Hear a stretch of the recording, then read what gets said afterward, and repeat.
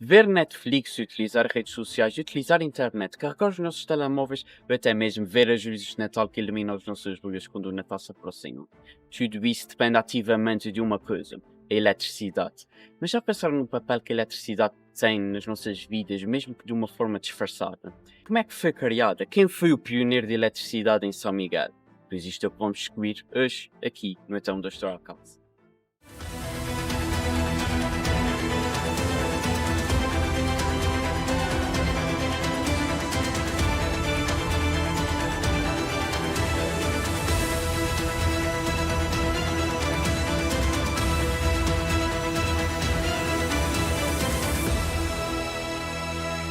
Todos nós vivemos num meio rodeado de tecnologia e que, devido a isso, conseguimos uma conexão rápida e fácil a qualquer informação, rede social, filme, série e entre muitas outras coisas.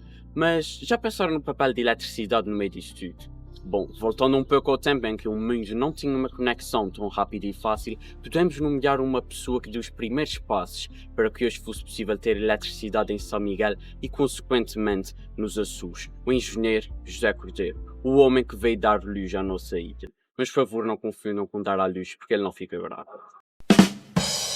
Voltando um pouco mais sobre este senhor, José Cordeiro nasceu a 27 de fevereiro de 1877, em Ponta Delgada, e desde cedo destacava-se por ser original, audaz e inteligente. Fez os seus estudos primários, porém não frequentou o liceu, e aos 17 anos decidiu partir para a Bélgica, para uma escola em Gand. Aos 21 anos decidiu partir para Paris para se formar em engenharia química. Aos 23 anos viu a sua vida académica ser interrompida, pois havia sido diagnosticado com uma doença grave chamada pleuresia.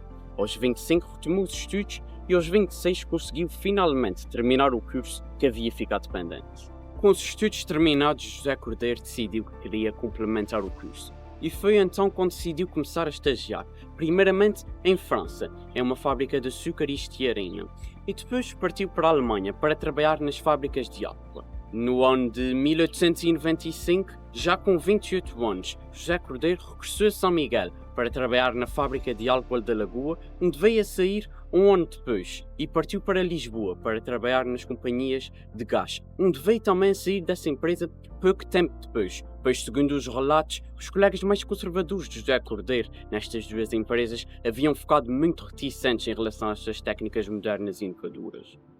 Foi aí que José Cordeiro volta aqui à sua terra, e apesar de desapontado, ele estava decidido. Ele queria desenvolver uma nova indústria, a indústria elétrica. E foi aí que a Câmara Municipal de Vila Franca do Campo apoiou a ideia desde o início. José Cordeiro partiu então para Paris, com o intuito de adquirir algum equipamento necessário para as instalações elétricas, e foi aí que recebeu o convite para ir ao Chile, para estudar umas minas de cobre. Pois foi mesmo no Chile onde consegui ver o aproveitamento de umas ribeiras para a produção de energia elétrica.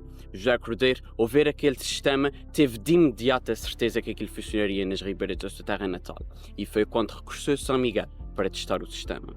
A 20 de outubro de 1898, com o intuito de vencer o concurso para a instalação de energia elétrica na vila, o José Cordeiro cria a sua empresa e tem a adesão de muitos proprietários industriais. Porém, entre estes, há um nome que chama mais a atenção: João de Melo Abreu, o criador da Melo Abreu.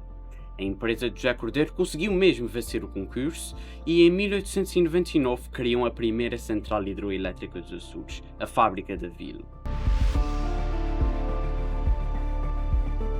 Localizada na Ribeira da Praia, aqui em Água de Alto, temos a primeira central hidroelétrica dos Açores, a Fábrica da Vila, que foi construída pela empresa de José Cordeiro após a mesma ter vencido o concurso, e foi aí que foi estabelecido um contrato com 28 cláusulas, sendo que a terceira cláusula estabelecia o número de lâmpadas a serem instaladas, e dizia a seguinte frase: o concessionário empregará para esta iluminação o mínimo de 162 lâmpadas de incandescência, e com o poder iluminante de 16 velas decimais cada uma lâmpada de força triplicada e 4 arcos voltaicos de 6 amperes cada um.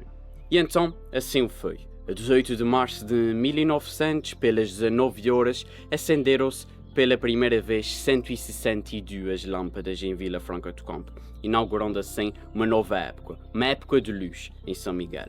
Um facto curioso é que a 22 de março, exatamente 4 dias depois, aconteceu pela primeira vez uma avaria técnica de eletricidade por conta da umidade existente numa das bobinhas do grupo gerador.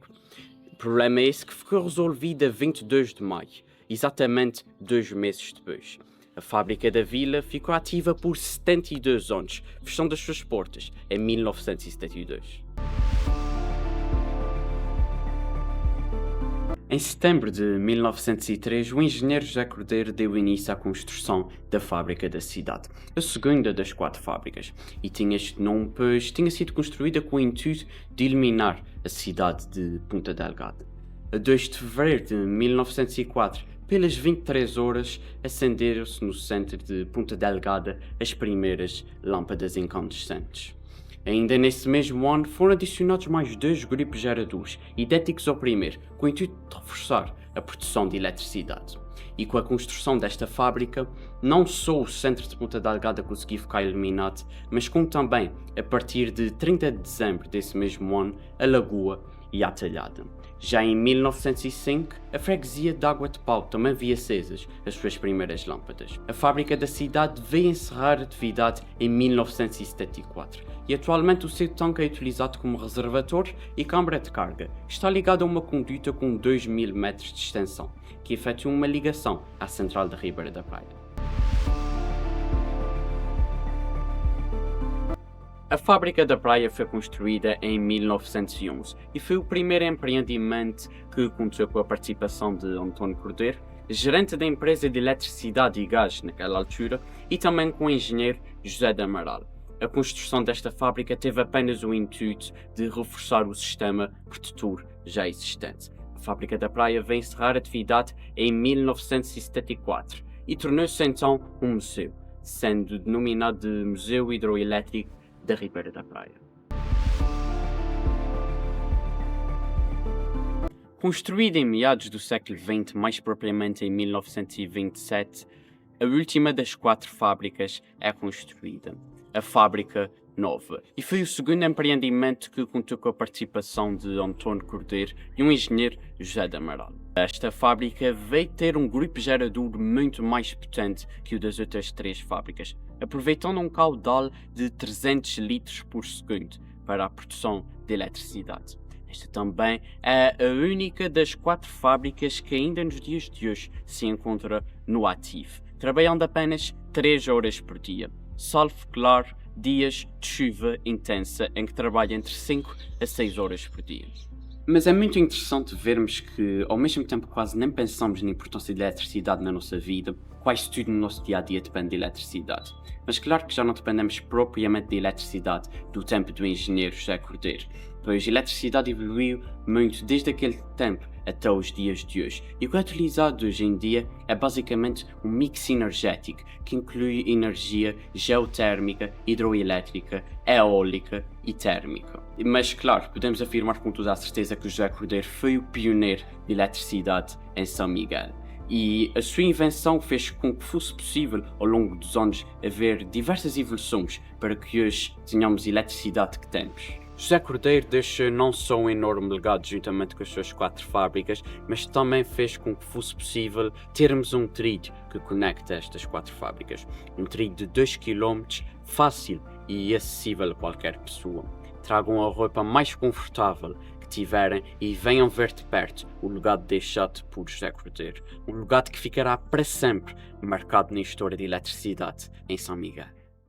E agora sim, é hora de dizer que este foi mais um episódio para vermos até onde a história alcança. Até à próxima.